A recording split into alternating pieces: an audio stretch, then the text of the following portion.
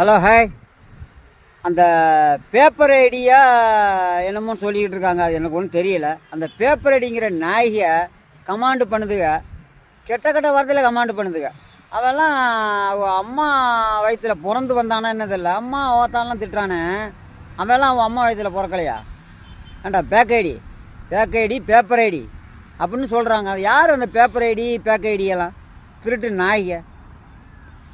ஒவ்வொருத்தர் வீடியோ போடுறாங்க, அது போடுறாங்க, உனக்கு பிடிக்கலைன்னா தள்ளி விட்டு போயிட்டே இருக்கு.